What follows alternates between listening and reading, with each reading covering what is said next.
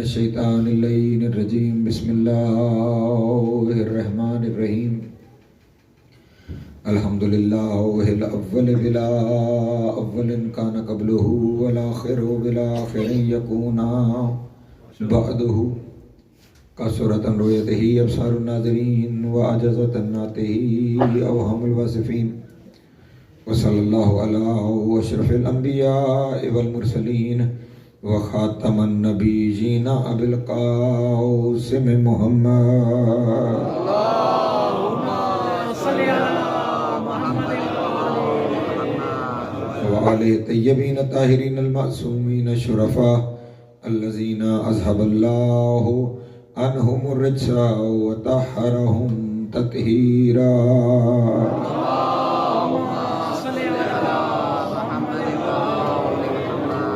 ولعنت الدائمۃ علی اعدائہم اجمعین من یوم عداوتہم الی قیام یوم الدین اما بعد فقد قال اللہ تبارک و تعالی فی محکم کتابہ المجید وفرقانہ الحمید وقولہ الحق وهو اصدق الصادقین بسم اللہ الرحمن الرحیم والعصر ان الانسان لفی خسر الا الذین آمنوا وعملوا الصالحات وتواصوا بالحق وتواصوا بالصبر صلوات پر اللہم صلی علی محمد وآل محمد ماشاءاللہ کافی تعداد میں تشریف فرما ہے، مل کے بآواز بلند صلوات پڑھ دیں اللہم صلی علی محمد وآل محمد۔ سامنے محترم عشرہ محرم الحرام اور آج مسلسل ہماری یہ چھٹی نشست ہے، سلسلہ گفتگو سورہ والعصر کے ذیل میں آگے بڑھتا چلا جا رہا ہے۔ خداوند عالم نے اس سورہ کا آغاز ایک قسم سے کیا، اور قسم وہ ہمیشہ ان کی کھاتا ہے کہ جن کا تعلق محمد وآل محمد کے ساتھ ہے۔ عصر اگر وقت عصر ہے تو بھی کوئی ایسی عصر ہے جس کا تعلق اس گھر کے ساتھ ہے، وہ عصر اگر کوئی زمانہ ہے تو وہ زمانہ بھی وہ ہے کہ جس کا تعلق اس گھرانے کے ساتھ ہے۔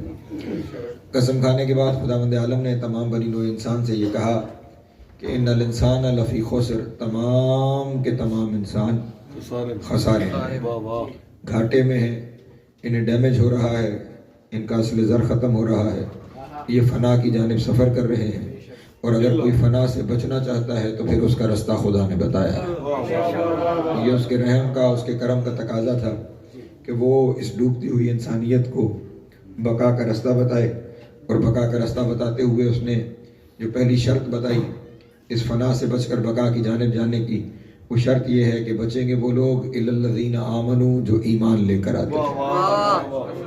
اب ایمان کیا ہے؟ کل آپ کے سامنے عرض کیا کہ ایمان کا تعلق غیب کے ساتھ ہے۔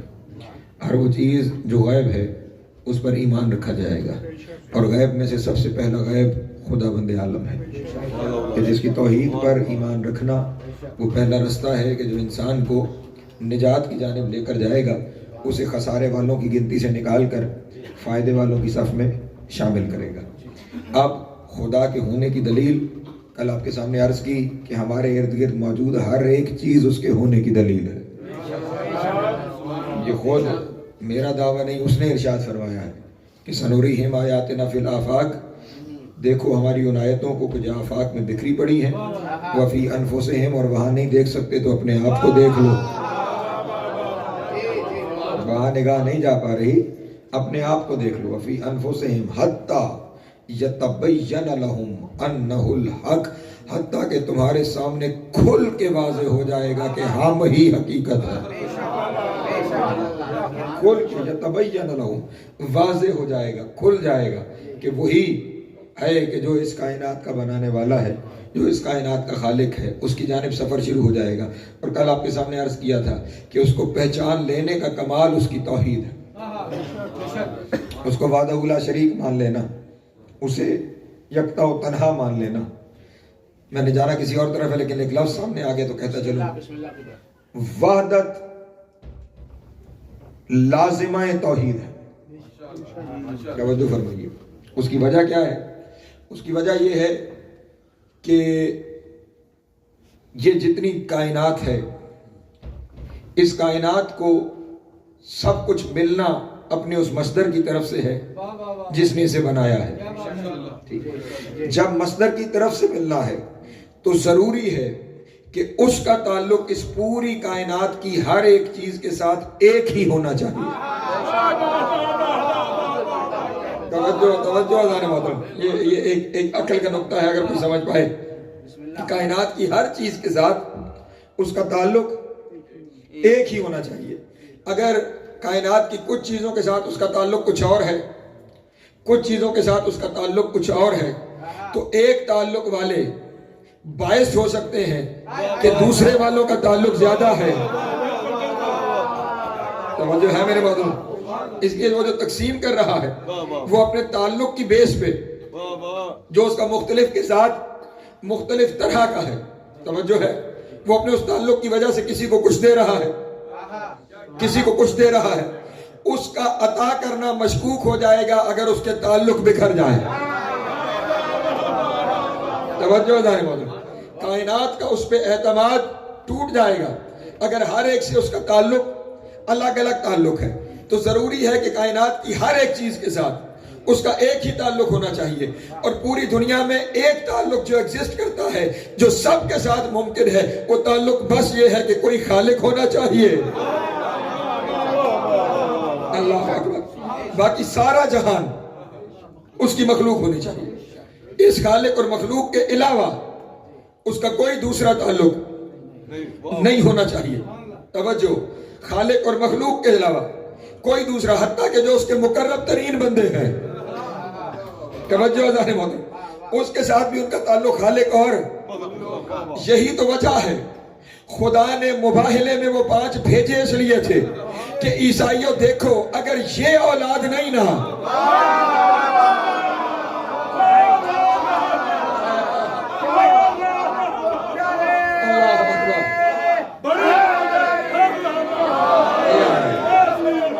سلامت رہے، مولا کو عزت عطا فرمائے.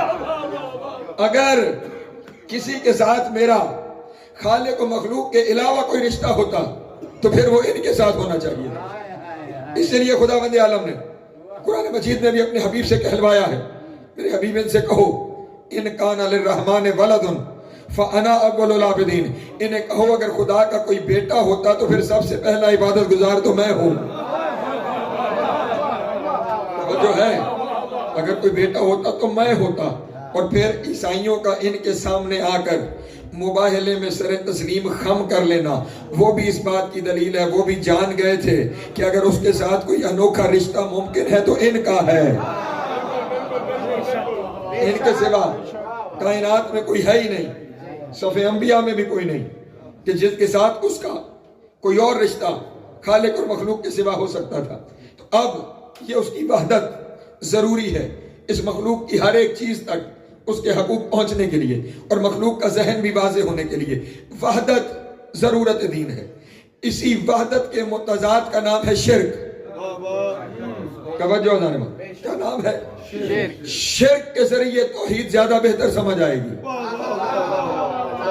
توجہ نہیں فرما رہے. دن کی اہمیت تب سمجھ آتی ہے جب رات کا اندھیرا چھاتا. توجہ ہے.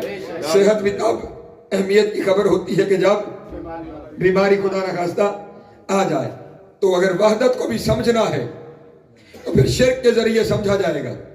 اور پتہ نہیں یہ ہماری بدقسمتی ہے یا خوش قسمتی ہے، پچھلے 16-14 صدیوں میں ہم وہ لوگ ہیں جن کے اوپر شرک کے فتوے سب سے زیادہ لگے ہیں.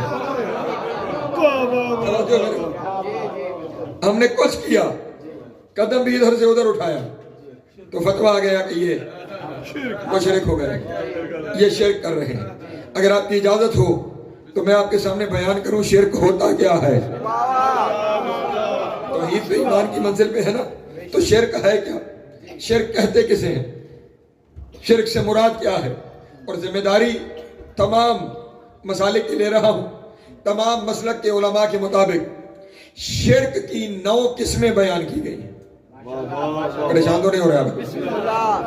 9 اقسام شرک کی بیان کی گئی ہیں. ان کے علاوہ کچھ اور بیان نہیں کیا گیا کہ یہ 9 قسمیں ہیں. ان میں سے اگر کسی ایک کا کوئی مرتکب ہو جاتا ہے تو اس سے شرک ہو جائے گا. اب وہ 9 قسمیں کیا ہیں میں قسمیں بھی بیان کرتا ہوں, پھر ایک ایک کی تشریح بھی کرتا ہوں. توجہ فرمائیں گے آپ سے. وہ 9 قسمیں کیا ہیں سن لیجئے گا. شرک فی الذات, شرک فی الصفات, شرک فی الافعال, شرک فی الاسماء, شرک فی العبادت, شرک فی الاجابت, شرک فی الحرمت, شرک فی النذور, شرک فی الحلوف. توجہ اٹھانے والا. یہ 9 اقسام ہیں, پھر دوہرا دیتا ہوں ہر ایک کے ذہن میں محفوظ ہو جائے.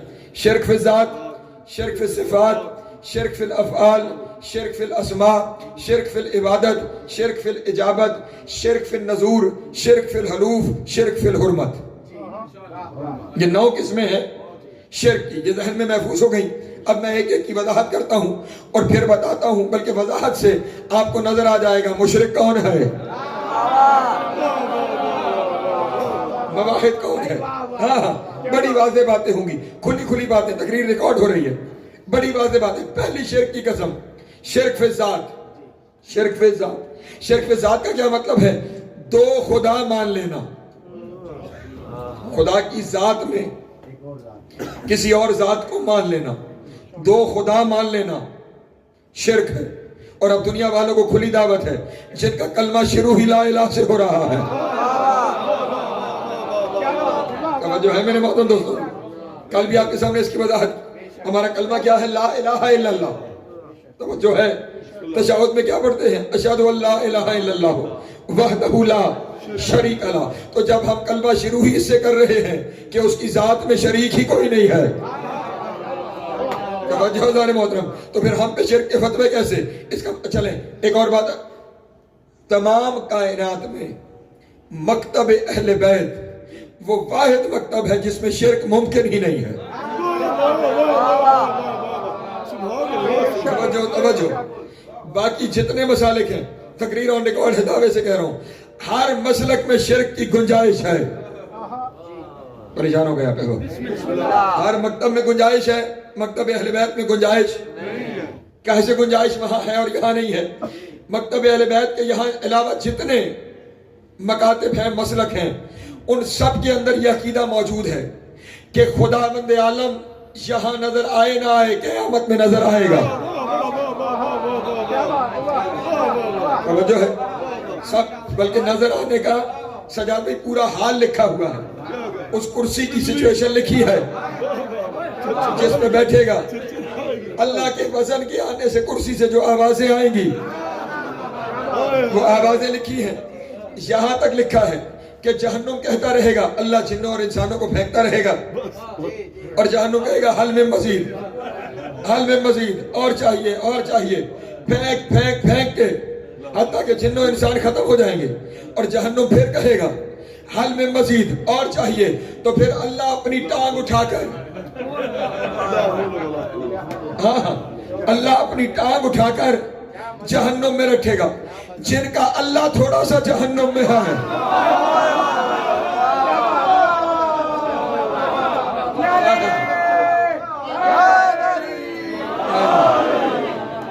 توجہ ہے میرے بھائی, اللہ کا تھوڑا سا حصہ. خود سوچیں یہاں پر تھوڑا سا کوئی عقل کو ہاتھ مار رہے کہ جو اللہ جہنم کا پیٹ بھرنے کے لیے خود کو نہیں بخش رہا, نہیں توجہ کروا رہے, تو وہ بندوں کو کہاں بخشے گا؟ توجہ ہے میرے محترم دوستوں کی. تو یہ سارا حال خدا کا لکھا گیا کہ وہ نظر آئے گا روز محشر, دکھائی دے رہا ہوگا. اب میرا سوال ہے اپنے محترم دوستوں سے, جب یہ عقیدہ ہو گیا کہ خدا یہاں نہ صحیح روز محشر نظر آئے گا, تو اس کا لازمی نتیجہ ہے اگر خدا نظر آ سکتا ہے تو پھر طے ہو گیا کوئی نظر میں آنے والا خدا ہو سکتا ہے. توجہ توجہ. اگر یہ طے کر لیا کہ خدا دکھائی دے سکتا ہے تو پھر اس کا مطلب کوئی دکھائی دینے والا خدا. تو اب اگر دنیا میں کوئی دعویٰ کر دے جو دکھتا ہے وہ کہہ دے کہ میں خدا ہوں, تو تمہارے پاس ڈائریکٹ کوئی ذریعہ نہیں کہ تم اسے کہو کہ تم خدا نہیں، کیونکہ تمہارا عقیدہ ہے کہ خدا نظر آ سکتا ہے یا اب اس کی اپنی مرضی، اس کا اپنا پروگرام۔ پہلے وہ چاہتا تھا محشر میں نظر آؤں، اب اس کا موڈ بدل گیا، وہ یہاں خود کو دکھائی دینا چاہتا ہے، تو وہ نظر آ جائے تو تم منع نہیں کر سکتے۔ لیکن ہمارے یہاں گنجائش کیوں نہیں؟ ہمارے مولا نے فرمایا ہے کہ وہ نہ پہلے دکھائی دیا ہے نہ کبھی دکھائی دے گا۔ اللہ اکبر۔ ہمارے مکتب کا مسلمہ عقیدہ ہے کہ خدا کبھی نظر نہیں آ سکتا، نہ یہاں نہ وہاں۔ توجہ نہیں فرما رہے؟ جس خدا نے حضرت موسیٰ سے کہہ دیا کہ لن ترانی، مجھے دیکھنا ممکن ہی نہیں، تو جب ایک برگزیدہ نبی اور رسول کے لیے دیکھنا ممکن نہیں تو کسی بندے کے لیے دیکھنا کہاں ممکن ہے؟ تو ہمارے یہاں یہ طے ہے کہ خدا نظر نہیں آ سکتا۔ جب خدا نظر نہیں آ سکتا تو پھر یہ نتیجہ ہو گیا نا کہ کوئی نظر آنے والا خدا نہیں۔ توجہ کروا رہے؟ جب خدا نظر نہیں آ سکتا تو کوئی نظر آنے والا خدا نہیں ہو سکتا۔ اب ہم پہ یہی تو سب سے بڑا فتویٰ ہے کہ یہ علی کو خدا مانتے ہیں، علی کو خدا مانتے ہیں۔ اور خدا کے بندوں، ہم میں سے اگر کوئی چاہے بھی تو علی کو خدا نہیں مان سکتا۔ اس کی مجبوری یہ ہے کہ خدا نظر نہیں آ سکتا، اور ہم تو جدھر دیکھیں ہمیں علی نظر آتا۔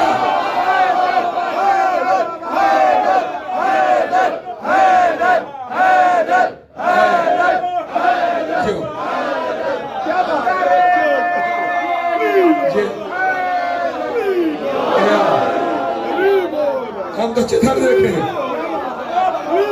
ہم جہاں دیکھیں ہمیں وہی علی دکھائی۔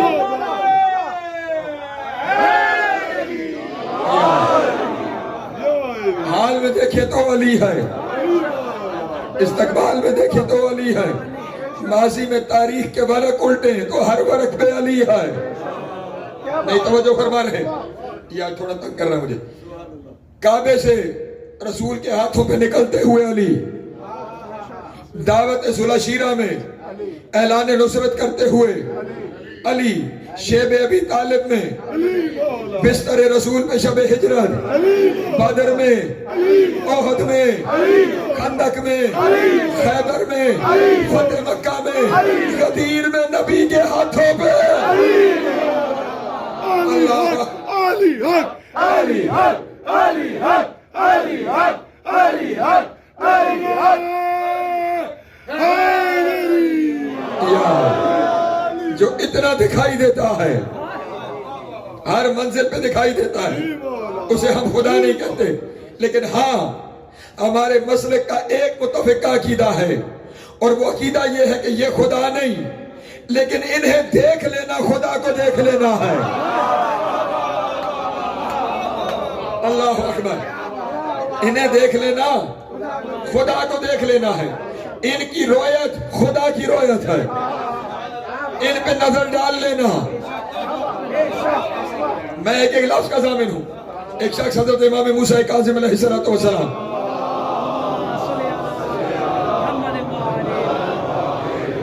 میرے مولا کے پاس آیا اور کہنے لگا، مولا کیا خدا قیامت میں نظر آئے گا؟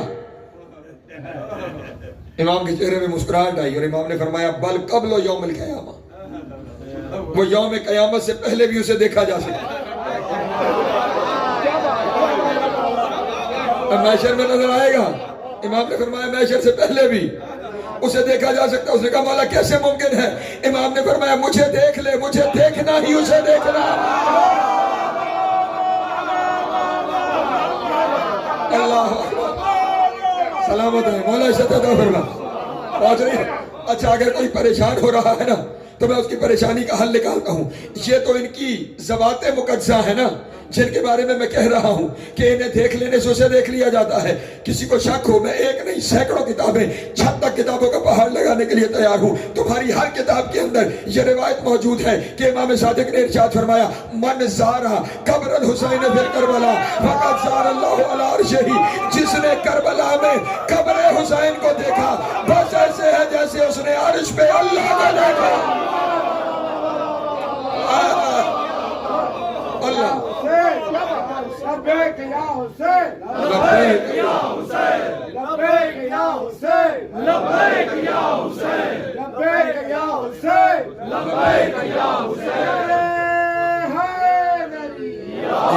حسین توجہ ہے میرے محترم دوستوں؟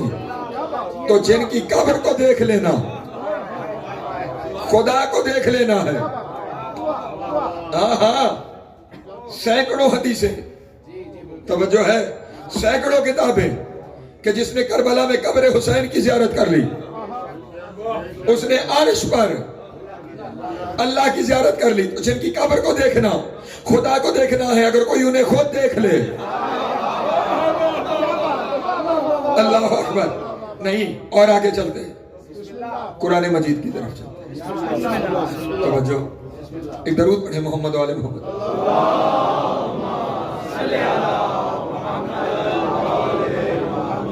حضور، دو لفظوں کی وضاحت آیت پڑھنے سے پہلے کرنا چاہوں گا. عربی زبان میں دو لفظ ہیں، ایک لفظ ہے لقاء، ایک لفظ ہے زیارت. لقاء، زیارت. زیارت کا معنی ہے کسی کو دیکھ لینا، لقاء کا معنی ہے کسی سے ملاقات کر لینا. توجہ ہے، زیارت دیکھنا، لقاء ملاقات. دونوں میں فرق کیا ہے؟ زیارت میں معاملہ رہ جاتا ہے دیکھنے تک. لقاء کا آسان مطلب ہماری زبان میں ہے ملاقات، اور ملاقات تب ثابت ہوتی ہے جب مصافحہ ہو جائے. نہیں توجہ فرما رہے ہیں. بغیر مصافحے کی ملاقات نہیں ہوتی، بغیر مصافحے کے زیارت ہے. ملاقات، آپ ماڈرن دور کے لوگ ہیں، ٹیلی ویژن پہ جب کبھی دو ہیڈ آف سٹیٹس کے ملنے کی خبر آتی ہے تو خصوصیت کے ساتھ وہ کلپ دکھایا جاتا ہے جہاں وہ ہاتھ ملا رہے ہوتے ہیں. اور آپ نے دیکھا ہوگا وہ بھی بڑی دیر ہاتھ ملاتے رہتے ہیں تاکہ تمام تصویریں اور ویڈیو بن جائے، ملاقات کی دلیل ہو جائے کہ ملاقات ہوئی تھی. اور پھر اچھا، کووڈ میں بھی جب ہاتھ ملانے میں ہو گئی پابندی تو فراز بھائی کیا کرتے تھے؟ کونیاں ملاتے تھے؟ نہیں ہوتا تھا نا کونیاں. اور عجب یہ ہے، خدا بھی جانتا تھا کہ مستقبل میں کیا کیا ہونا ہے. یہ کونی ہاتھ کا حصہ ہے. اور یہ بھی میں اپنی طرف سے نہیں کہہ رہا، قرآن کی آیت وضو دلیل ہے. پیچھے نہ گئے آپ حضرات. آیت وضو کیا ہے؟ وَاغْسِلُوا وُجُوهَكُمْ وَأَيْدِيَكُمْ إِلَى الْمَرَافِقِ. دھو لو اپنے چہروں کو اور اپنے ہاتھوں کو کوہنیوں تک. جو ہے اس کا مطلب کوہنی ہاتھ کا حصہ ہے. تو کونی ملائی یا ہاتھ ملایا، ہوا تو مصافحہ. توجہ ہے. تو ملاقات کے لیے مصافحہ، لقاء کے لیے مصافحہ. وہاں پہ آخر میں کوئی بندہ اٹھ کے باہر جائے نہیں کہہ سکتا میری باقی نقوی سے ملاقات ہوئی، وہ کہے گا میں نے دیکھا. لیکن یہاں جو احباب مجھ سے ملے جنہوں نے ہاتھ ملایا، وہ جا کے کہہ سکتے ہیں کہ ملاقات ہوئی کیونکہ مصافحہ ہوا تھا. اس کا مطلب ملاقات کی شرط مصافحہ ہے، مصافحے کی شرط ہاتھ ہے. توجہ.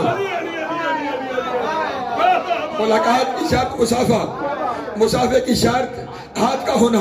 اب میں سناتا ہوں قرآن مجید کی آیت، اور اس سے آگے مجھے تشریح نہ مانگنا. خدا بند عالم نے مومنوں کی نشانیاں بتاتے ہوئے سورہ بقرہ ہے، آیت کا نمبر 46 ہے. ارشاد رب العزت الذین یظنون انہم ملاقو ربہم. مومن اس بات کا یقین رکھتے ہیں روز محشر ان کی ملاقات ان کے رب سے ہوگی.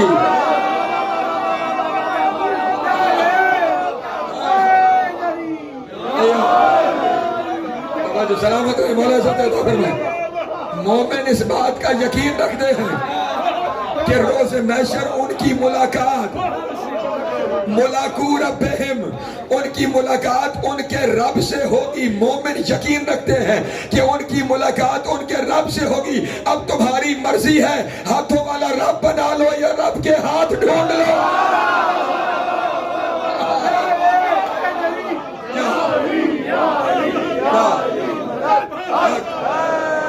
جو پیچھے بیٹھے ہوئے توجہ ہے میرے محترم دوستوں، یا ہاتھوں والا رب بنا لو یا رب کے ہاتھ ڈھونڈ لو. ہاتھوں والا رب بناؤ گے تو جسم ماننا پڑے گا، جسم مانو گے تو محدود ہو جائے گا.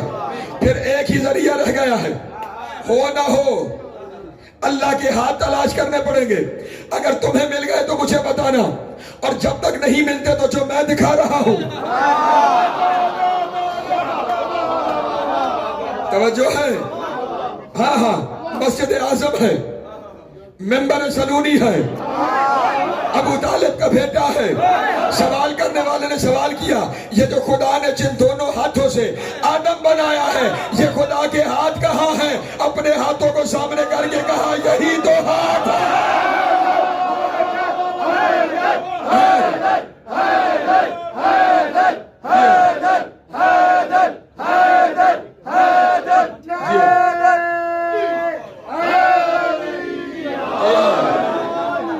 پہنچ رہی ہے. سلامت نہیں چلے. یہ تو روایت اپنی کتابوں سے تھی نا، ایک ادھر سے روایت بتا دوں. امیر المومنین کعبے کا طواف کر رہے، توجہ، طواف کرتے کرتے امیر المومنین نے ایک شخص کے چہرے پہ تماچا رسید.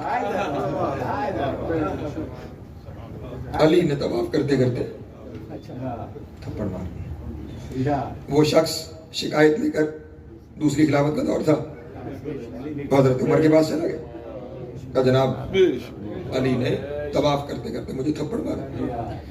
اب کی شکایت دربار میں آئی تو اس نے پیغام بھیجا، مولا تشریف لے آئے. حضور ہے تو جسارت، لیکن یہ شکایت ہے کہ آپ نے تھپڑ مارا. امیر المومنین نے فرمایا کہ یہ طواف کے دوران مسلمانوں کی غیرت کو میلی نگاہ سے دیکھ لو. توجہ، طواف کے دوران مسلمانوں کی نگاہ غیرت کو میلی نگاہ سے، میلی آنکھ سے دیکھ رہا تھا، تو میں نے اسے تھپڑ مارا. ممبر پہ بیٹھے ہوئے شخص خلیفہ دوم حضرت عمر کا جملہ سنیے گا.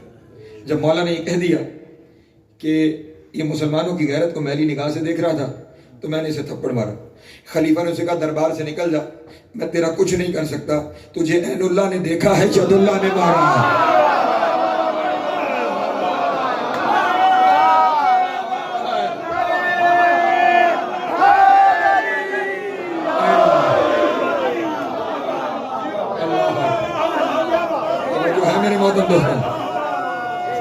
مل کے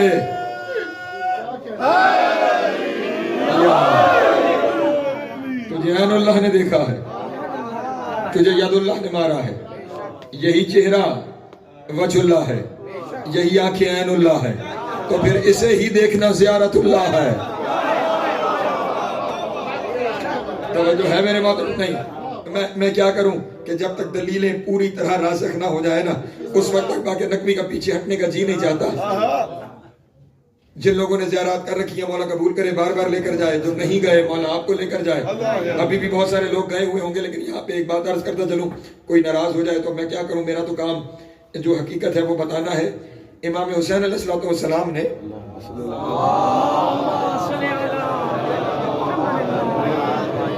اس بات کو پسند فرمایا ہے کہ مومن عاشور اپنے وطن میں کرے، اپنے آستانے پہ کرے، جہاں جس عزاداری سے وہ وابستہ ہے عاشور وہاں کرے. 40 میرے پاس آئے، ایک نہیں 20 روایتیں دکھا سکتا ہوں.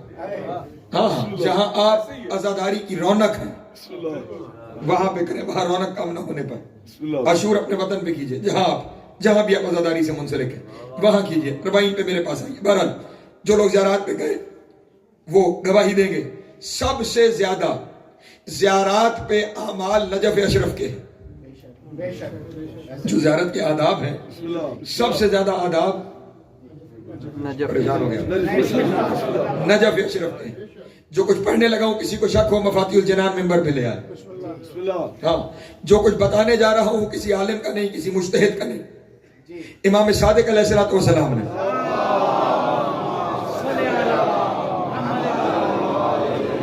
جو نجف کی زیارت کے آداب بتائے ہیں وہ بیان کرنے جا رہا ہوں. امام نے فرمایا جب تم نجف میں داخل ہو اور تمہیں میرے جد علی کے روزے کا گنبد نظر آئے गुंबद को देखते ही अपने हाथों को उठाना और जबान से ये लफ्ज जारी करना, लफ्ज ना हो मैं जबान कटाने को तैयार हूं, मेरा कत्ल माफ है। इमाम ने फरमाया गुंबद को देखते ही तुम्हारी जबान से ये निकलना चाहिए, अल्लाहुम्मा तकब्बुल साजी इलैका, ऐ मेरे अल्लाह अपने तक मेरा आना कबूल कर ले।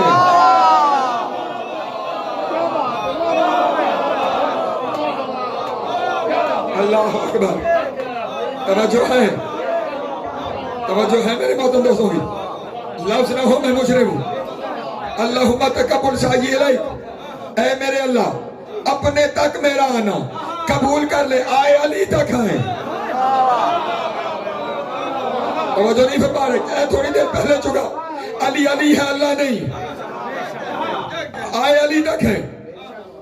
और क्या कह रहे हैं, ऐ अल्लाह अपने तक आना कबूल कर ले। इसका मतलब क्या है, मेरे अल्लाह हमारे बस में बस यहां तक आना था, इससे आगे अली जाने तू जा।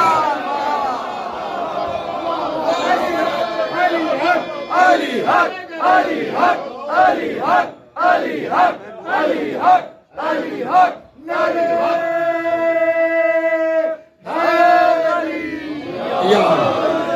तवज्जो है मेरे बहुत दोस्तों। अल्लाहुम्मा तकब्बल साजी इलैक, अपने तक आना का। अच्छा, मामला सिर्फ यहां खत्म नहीं होता।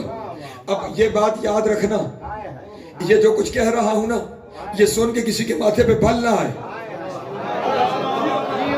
हाँ, अपना नहीं बता रहा, जमाने से कह रहा हूं, मफाती मिंबर पे ले आओ दिखाऊंगा।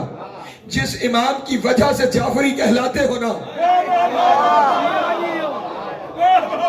ये वो इमाम कह रहा है, ये वो इमाम सुना रहा है। और जिसके मान कर तुम जाफरी हुए हो, अगर उसी को मान कर माथे पे बल आना है तो फिर शजरे में बल है।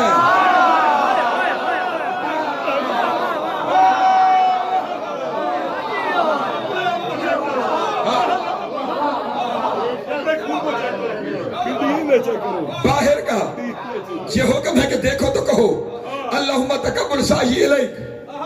और जब हरम में दाखिल हो जाओ, दाखिल होते ही कहना है अल्लाहुम्मा हाज़ा हरमुन हरमुका, ऐ मेरे अल्लाह ये हरम तेरा हरम है।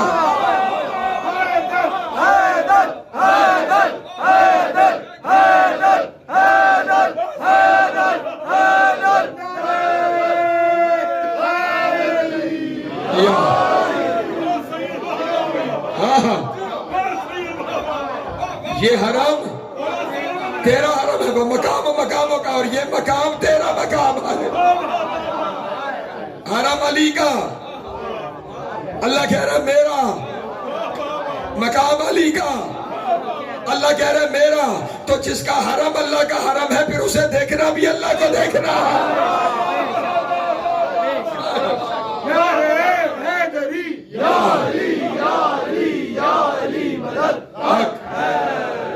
पहुंच गई बात मेरे बातों दोस्तों। अच्छा, बुजुर्ग तशरीफ फरमा है, सिर्फ बात यहां भी खत्म नहीं होती। अमीरुल मोमिनीन के हरम के हर कदम के अमाल है। हुक्म हुआ कि जरी में दाखिल होना है पाइंती की तरफ से। याद रहे कि उस एक जरी में 3 हस्तियां हैं, दरमियान में अमीर कायनात, दाई जाने हजरत आदम, बाई जाने हजरत नूह। अबुल बशर और सानी अबुल बशर, दोनों को अली ने पहलों में रखा। सारी इंसानियत के बाप अली के पहलुओं में।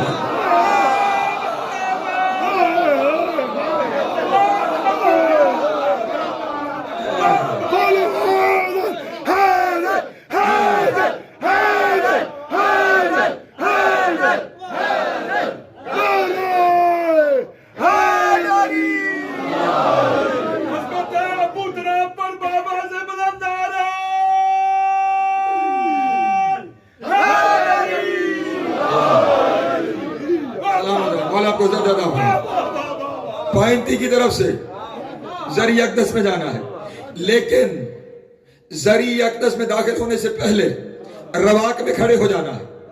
और रवाक में खड़े होकर मौला को मुखातिब करके कहना है, या मौलाया अना अब्दो का वब्नो अब्दे का वब्नो अमदे का। हाय हाय, नहीं समझे, अना अब्दो का, मौला आपका बंदा हूं, پرواز کی منزل ہے مولا آپ کا بندہ ہوں عبدوں کا آپ کا بندہ ہوں وابن عبدک آپ کے بندے کا بیٹا ہوں توجہ نہیں فرمائے وابن عمتک آپ کی کنیز کا بیٹا ہوں آپ کا بندہ آپ کے بندے کا بیٹا آپ کا بندہ آپ کے بندے کا بیٹا آپ کا بندہ آپ کے بندے کا بیٹا جملہ کہہ دوں آپ کا بندہ آپ کے بندے کا بیٹا بندے کا بچہ ہوتا ہی وہ ہے جو علی کا ہو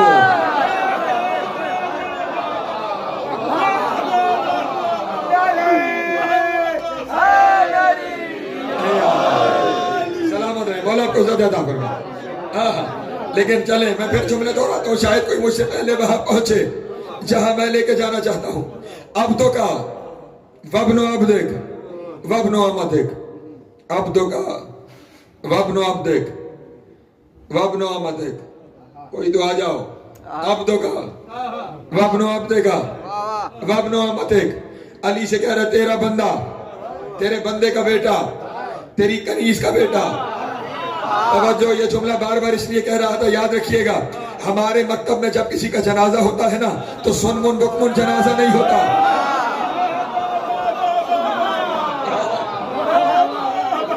سلامت رہے مولا کو زیادہ عطا فرمائے ضرور جنازہ یاد کیجئے بچوں کو بھی یاد کروائیے کیونکہ آپ کے مولا کا فرمان ہے پیغام سن لیجئے گا کہ اگر کوئی 40 مومن جنازے میں کھڑے ہو کر بے گناہی کا اعلان کر دے میں گناہ معاف کر دیتا ہوں توجہ ہے اور ہمارے یہاں ہی وہ جنازہ ہے جہاں 5ویں تکبیر میں کہا جاتا ہے اللہم انا لا نعلم منہ الا خیرہ میرے اللہ میں اس کے بارے میں اچھائی کے سوا کچھ نہیں جانتا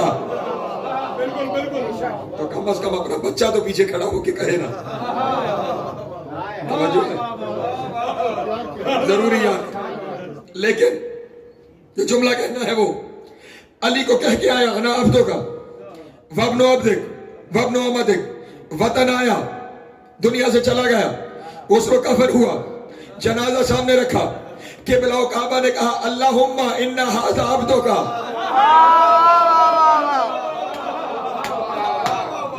نہیں توجہ فرما رہے پہلا جملہ 5ویں تکبیر کا یہی ہے اللہم انا ھذا عبدوں کا وابن عبدک وابن عمتک اے میرے اللہ یہ تیرا بندہ ہے نہیں توجہ فرما رہے یہ تیرا بندہ تیرے بندے کا بیٹا تیری کنیز کا بیٹا زندہ تھا تو علی کو کہہ رہا تھا تیرا بندہ مر گیا قبلہ فرما رہے اللہ کا بندہ اب میں کسے غلط کہوں اسے جو خود زبان سے کہا یا اسے جو جنازے میں پڑھا گیا لیکن میری مجبوری ہے میں دونوں کو غلط نہیں کہہ سکتا کیونکہ جو وہاں کہا گیا وہ بھی میرے 6ویں امام کا بتایا ہوا جو جنازہ یہاں پڑھا گیا وہ بھی میرے 6ویں امام کا بتایا ہوا تو اب دونوں میں ربط کیسے ہو کیا اب تو وہ علی کو کہہ رہا تھا تیرا بندہ مولوی صاحب کہہ رہے میرے اللہ تیرا بندہ تو ربط ایک ہی بنتا ہے مرنے کے بعد اللہ اپنا بندہ بناتا ہی اسے ہے جو زندگی میں علی کا بندہ بن کے رہتا ہے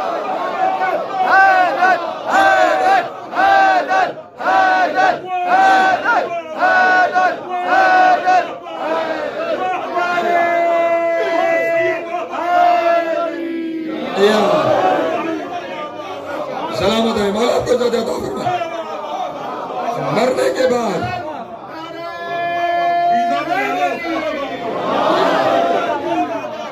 توجہ ہے میرے محترم دوستوں کی اس لیے زندگی میں علی کے بندے بن جاؤ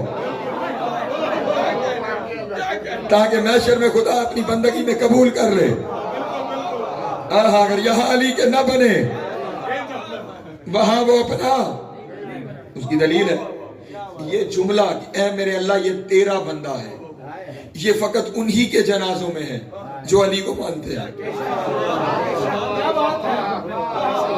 اور کسی کے جنازے میں یہ جملہ بلکہ اس غریب کا تذکرہ ہی نہیں ہوتا جس کا جنازہ ہے توجہ نہیں ہوئی اللہم وہاں جو ہے اللہم اغفر لحینا ومیتنا وشاہدنا وغیبنا اے اللہ ہمارے زندوں کو بھی بخش دے ہمارے مردوں کو بھی بخش دے جو موجود ہے اسے بھی بخش دے جو نہیں موجود اسے بھی بخش دے اور جو بیچارہ پڑا ہوا ہے توجہ ہے، یہاں پہ ساری بات ہی اس کی ہے جو وہاں موجود ہے. میرے اللہ تیرا بندہ ہے. توجہ ہے میرے محترم دوستوں، میرے اللہ تیرا بندہ ہے. تو اب اس لیے ضروری کہ وہ جس کا بندہ ہونا خدا اپنی بندگی سمجھتا ہے، جس کے حرم کو خدا اپنا حرم سمجھتا ہے، جس کی زیارت کو خدا اپنی زیارت سمجھتا ہے، پھر اسی کو دیکھ لینا خدا کو دیکھ لینا ہے. محشر میں بھی دکھائی یہی دیں گے.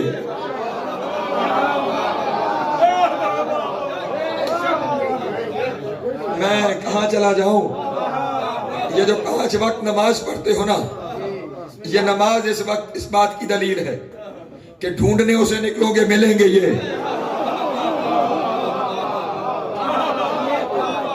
نہیں، نماز شروع کہاں سے کرتے ہو؟ پڑھنے جا رہا ہوں قربتاً اللہ، اللہ اکبر. اور ختم کہاں پہ ہوئی؟ السلام علیکہ. توجہ نہیں فرما رہے؟ توجہ ہے میرے محترم دوستوں کی؟ نکلے خدا کو ڈھونڈنے تھے، ملاقات ان سے ہو گئی. اپنی نماز جو مومن کی معراج ہے وہ سمجھ نہیں آتی تو محمد کی معراج دیکھ لو. توجہ نہیں فرما رہے؟ خدا سے نکاح کے لیے گئے تھے، مصافحہ علی سے کر گیا.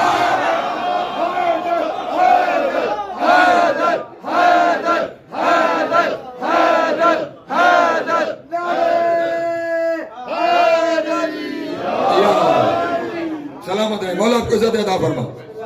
یہ خدا نہیں لیکن انہیں دیکھنا، خدا کو دیکھنا ہے. بس ایک جملہ اگر کہیں تو ایک قدم اور بڑھانا چاہتا ہوں. شرک کی دوسری قسم، پریشان تو نہیں ہو رہا؟ اب تقریریں تھوڑی ہیں، باتیں زیادہ ہیں. شرک کی دوسری قسم، کل شام 4:30 بجے کے قریب وہ جگہ جو بھی ہے 4 بجے شروع ہوگی. کہاں؟ تبت ہال، جہاں مجلس ہوگی انشاءاللہ، حاضری ہوگی. اور پھر 11 محرم ادارے میں 11 محرم 8 بجے 7 بجے مجلس شروع ہو جائے گی، 8 بجے حاضری ہو جائے گی. ایک درود پڑھیں محمد والے محمد کے ذات.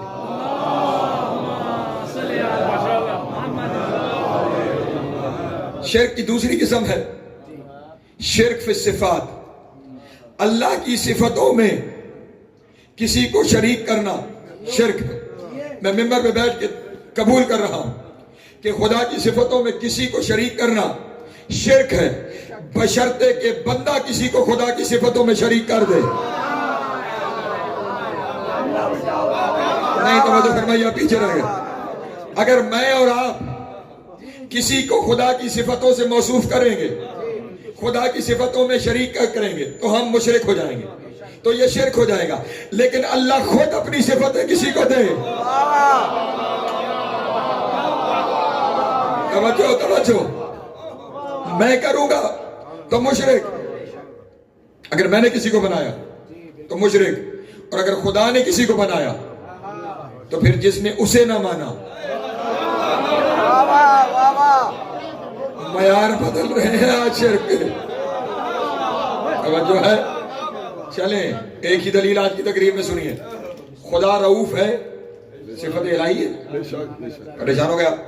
رؤوف ہے.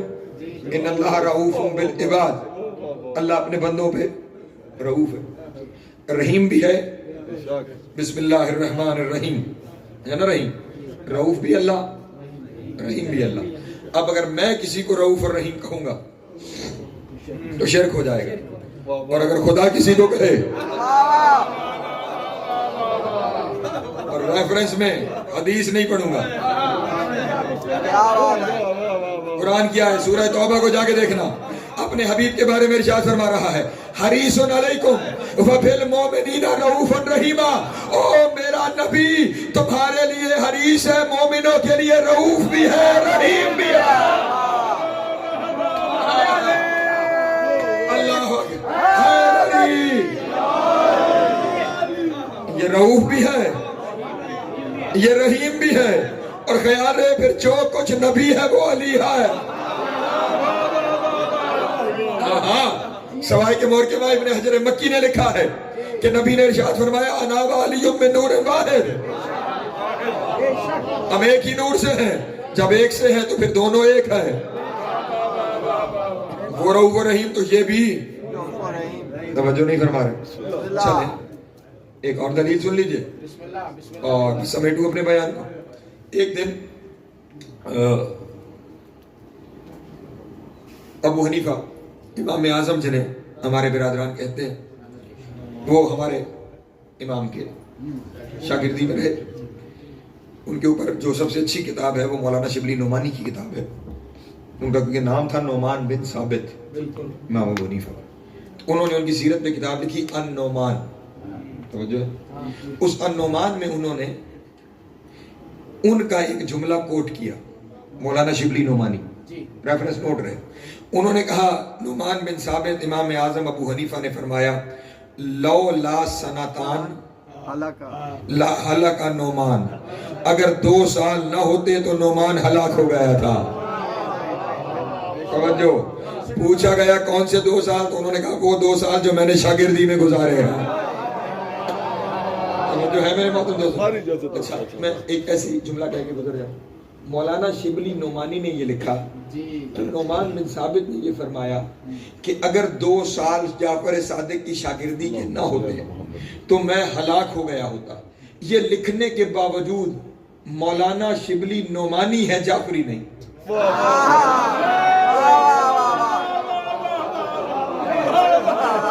توجہ نہیں فرمایا. بہرحال انہوں نے لکھا کہ اگر وہ 2 سال نہ ہوتے تو ہلاک ہو. اب ان سے منصوبہ کیا ہے؟ مدینے پہنچے امام سے کچھ سوال پوچھنے کے لیے. تو اس وقت امام دسترخوان چنا ہوا تھا، امام کھانا تناول فرما رہے تھے. تو امام نے اسے بھی کہا کہ آؤ بیٹھو کھانا کھا لو. بیٹا کھانا کھا لیا. جب کھانا کھا لیا دسترخوان بڑھایا جانے لگا تو امام علیہ السلام نے شکر کے جملے زبان سے اس طرح جاری کیا، آپ بھی سن لیں.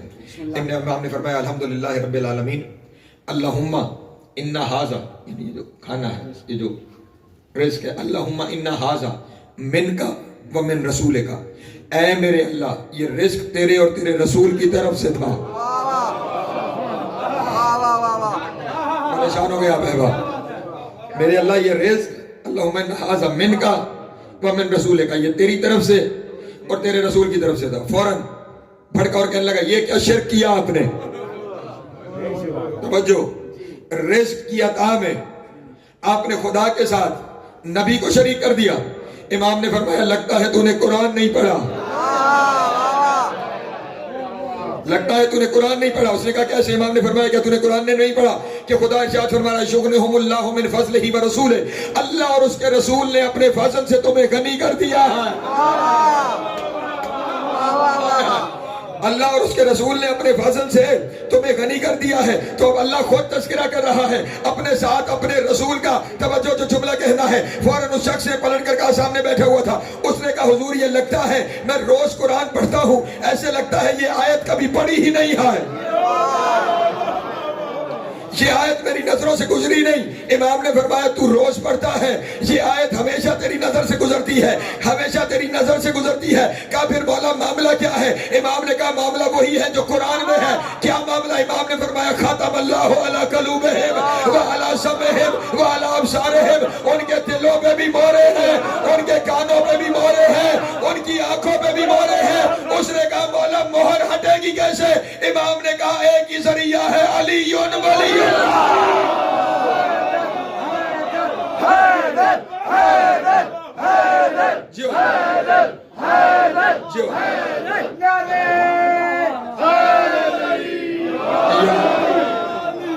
جو ہے میرے محترم دوستوں. تو جہاں وہ خود کر رہا ہے، بلکہ خیال رہے یہ سارے معاملے سمجھ. قرآن مجید کی ایک اور آیت ہے سورہ آل عمران کی، آیتیں سامنے آتی جا رہی ہیں. خدا نے فرمایا من کانا فی ھذہ اعمی وہو فی الآخرۃ اعمی، جو اس دنیا میں اندھا ہے وہ آخرت میں اندھا اٹھایا جائے گا. بے شک بے شک بے شک. اب اگر یہاں سے مراد یہ والا نابینا ہو تو ہم جن کی نظریں کمزور ہیں، ہم تو سارے محشر میں بھی چشموں سمیت آئے. توجہ نہیں کرتے. اور جس غریب کی ہے ہی نہیں وہ وہاں پہ بھی اندھا، اس کا کیا قصور کہ یہاں پہ بھی اندھا تھا اور وہاں پہ بھی اندھا. معصوم سے پوچھا گیا مولا یہ کیا معاملہ ہے، اس کا کیا قصور جو یہاں پہ اندھا تھا؟ امام نے فرمایا یہ آنکھوں کا نہیں دل کا اندھا ہے۔ اس نے کہا مولا دل کا اندھا کون ہوتا ہے؟ فرمایا جس کے دل میں علی نہ ہو۔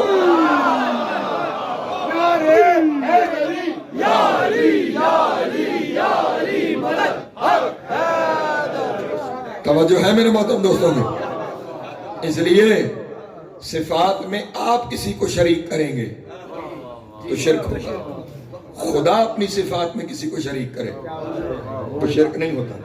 میں نے شاید پہلے دن آپ سے کہا تھا، بس اسی جملے پہ آج کی تقریر سمیٹ رہا ہوں، شرک عمل میں نہیں نیت میں ہوتا ہے۔ اور جو ہے لوگ کہتے ہیں خدا کے علاوہ کسی کو سجدہ کرنا شرک ہے، میں کہتا ہوں خدا کے علاوہ کسی کو خدا سمجھ کے اس کے سامنے کھڑے ہو جانا شرک ہے۔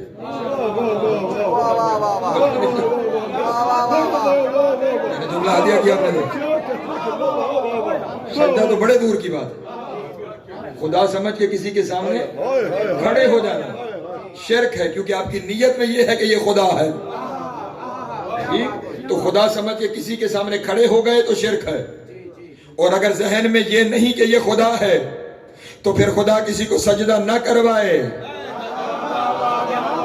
تو نہ کرنا ضروری، اور اگر کسی کو سجدہ کروائے تو پھر اگر اسے کوئی نہ کرے تو وہ مشرک۔ جو ہے ذہن محترم، شرک عمل میں نہیں ہوتا، شرک نیت میں ہوتا ہے۔ اس لیے ہمارے یہاں یہ واضح نیت ہے کہ ہم نے انہیں یہ مانا نہیں، خدا نے انہیں ہم سے یہ منوایا ہے۔ جو ہے ہاں، اپنے ہر عمل کی نیت خدا کی طرف موڑ دیجئے تو توحید ہی توحید ہے۔ بے شک ماشاءاللہ۔ چلیں کل یہاں سے آگے گفتگو کو لے کے چلو۔ وہ جنہیں ماننا خدا کو ماننا ہے، وہ جنہیں دیکھنا خدا کو دیکھنا ہے۔ دنیا والوں نے انہیں ہی بے جرم و خطا ذبح کر دیا۔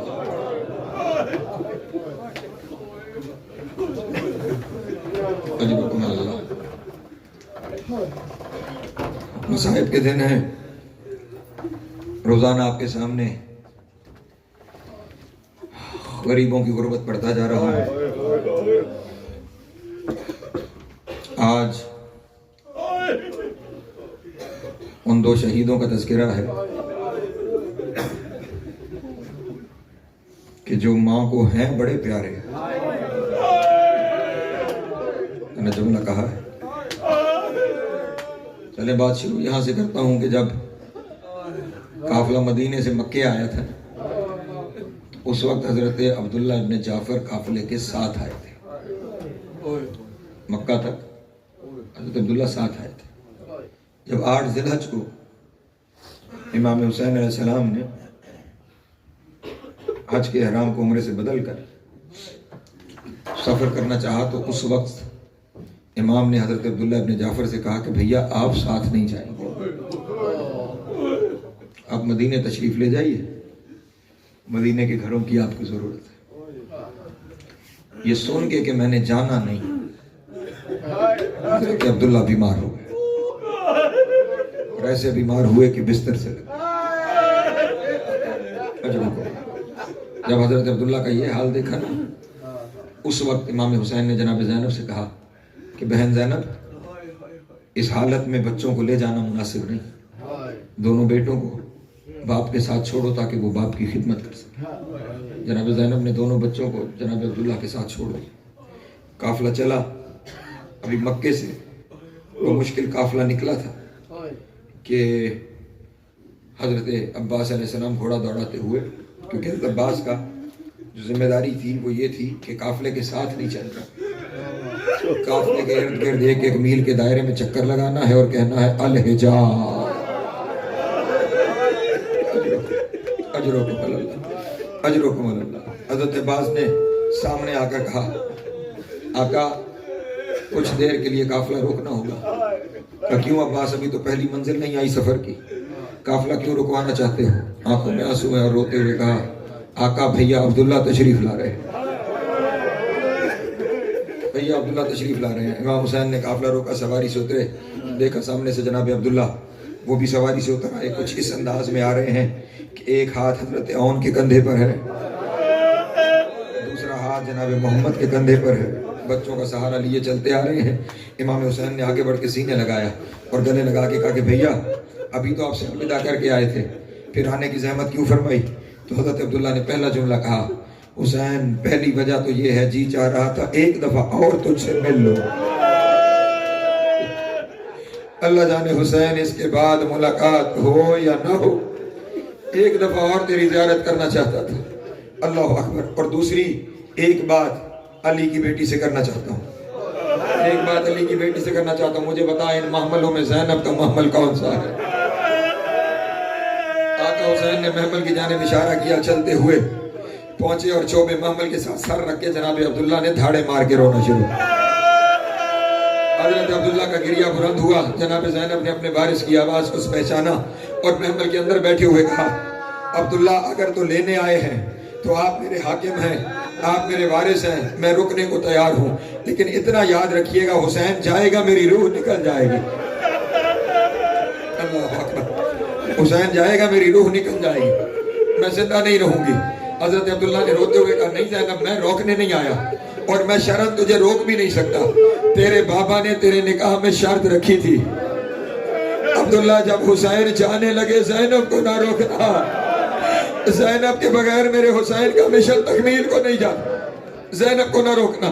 میں روکنے نہیں آیا علی کی بیٹی، میں روکنے نہیں آیا، پھر کیوں تشریف لائے ہیں، زحمت کیوں فرمائی ہے؟ اس وقت جناب عبداللہ نے کہا، سن زینب سفر پہ جا رہے ہو نا، سفر میں مشکل وقت آ جاتے ہیں اور مشکل کو صدقہ دے کے ٹالا جاتا ہے۔ زینب یہ میرے دونوں بچے لے جا، ایک کو میری طرف سے صدقہ کر دینا، ایک کو اپنی طرف سے صدقہ کر دینا، اور میرے بچے قربان ہو جائیں زہرا کا لال۔ اجرکم اللہ، اجرکم اللہ، اجرکم اللہ۔ مولا کی ہائے قبول کرے۔ اب دونوں بچے سفر میں ساتھ ہیں اور ماں سارے رستے میں بچوں سے یہی کہتی آئی، باپ کی وصیت یاد رکھنا، تم علی اکبر کا صدقہ ہو۔ وقت گزرتا گیا، کربلا آ گئی، شب عاشور، دونوں بچوں کو اپنے سامنے بٹھا کر علی کی بیٹی کہہ رہی ہے، بابا کی وصیت یاد ہے نا، کل خیال رہے اکبر سے پہلے تم دونوں کا لاشا آنا جائے، اور محمد ایسا نہ ہو اکبر کا لاشا آ جائے اور تم ابھی زندہ ہو، مجھے ماں زہرا کے سامنے شرمندہ نہ کر۔ اجرکم اللہ، اکبر سے پہلے تمہارا لاشا آنا چاہیے، اور اس بات کا بھی خیال رکھنا تم حیدر کرار کے نواسے ہو، تم جعفر طیار کے پوتے ہو، کل میدان جنگ میں لوگوں کو علی بھی یاد آنا چاہیے، جعفر بھی یاد آنا چاہیے۔ یہ سنا بچوں نے کہا، اماں بس ماموں اگر اجازت دے دیں تو پھر دنیا دیکھے گی کہ ہم علی کا خون ہیں، ہم خاندان بنی ہاشم کے شہزادے ہیں۔ لیجئے صبح ہو گئی اور ماں نے صبح سویرے بچوں کو کہا، زندہ خیمے واپس نہ آنا۔ اللہ اکبر، جو جملوں کو محسوس کر سکے، زندہ خیمے واپس نہ آنا، تمہارے لاشیں آنے چاہیے، حسین پہ قربان ہو جانا۔ اب بچے بار بار آقا حسین کے خیمے میں آتے ہیں اور آ کے کہتے ہیں، امو ہمیں اجازت، مامو ہمیں اجازت، اور حسین پلٹا کے کہتے ہیں، اگر تمہیں بھیج دیا میری بہن کی نسل ختم ہو جائے۔ اجرکم اللہ، میری زینب کی نسل ختم ہو جائے گی، میں تمہیں نہیں بھیج سکتا۔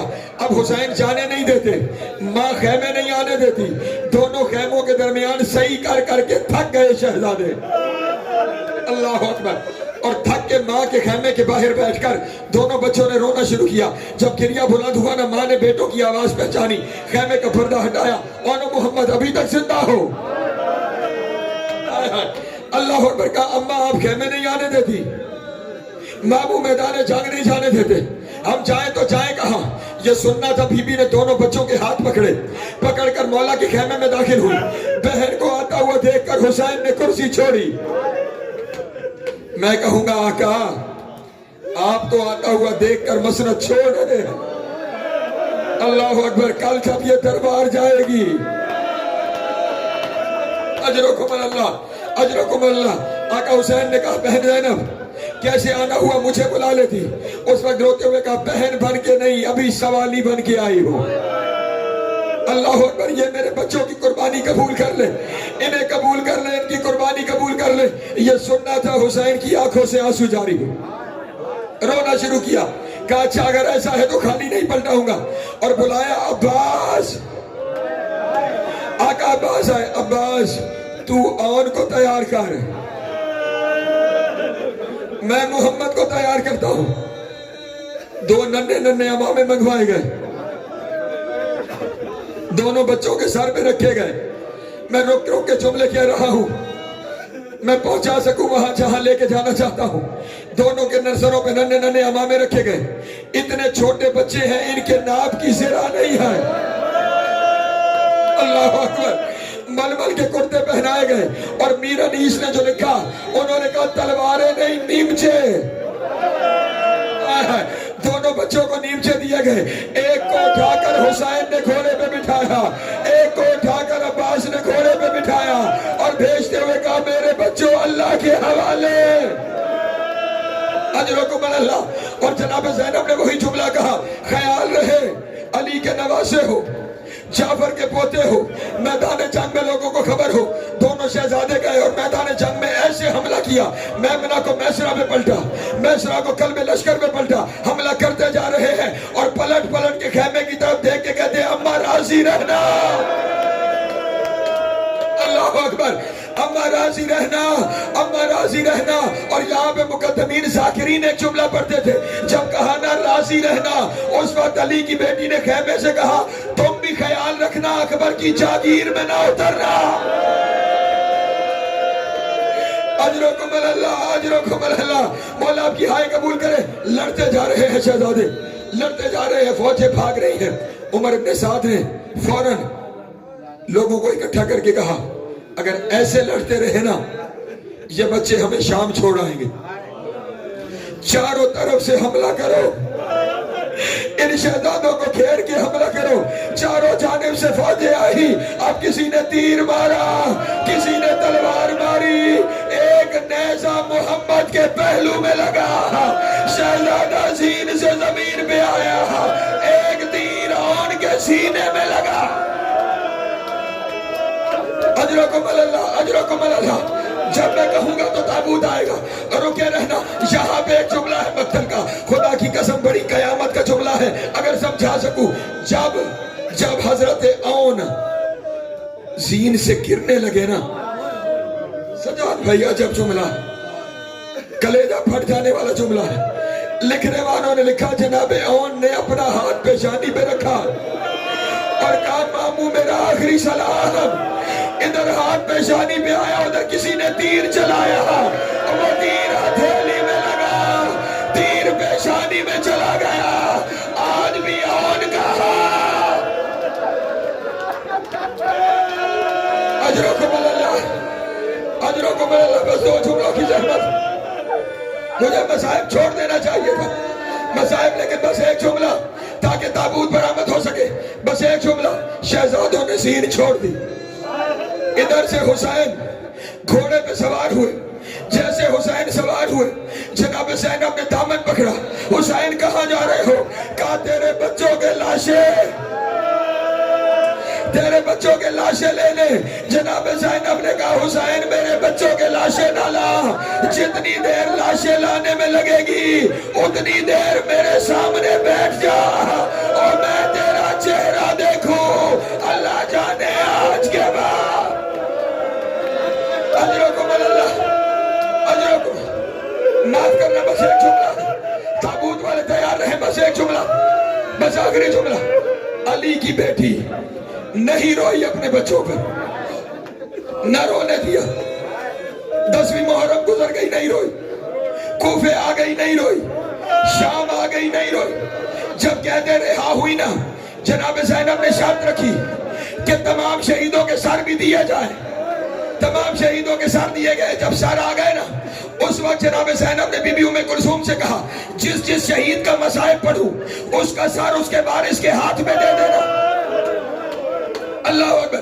جناب قاسم کا مصائب پڑھا, بی بی ام فروا کے ہاتھ میں سر آ رہا. حضرت علی اکبر کا مصائب پڑھا, جناب ام لیلہ کے ہاتھ میں سر آ گیا. اصغر کا مصائب پڑھا, بی بی ام رباب کے ہاتھ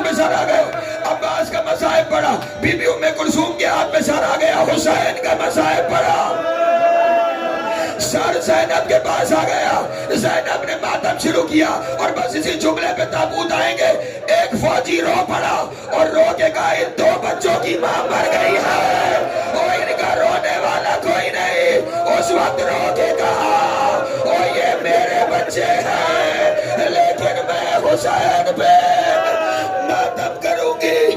آ گیا ان کا لاشا، اور جن کی ماں نہیں رو سکی، اور تابوت اٹھانا اور کہنا بی بی ہم آپ کے بچوں کا گریہ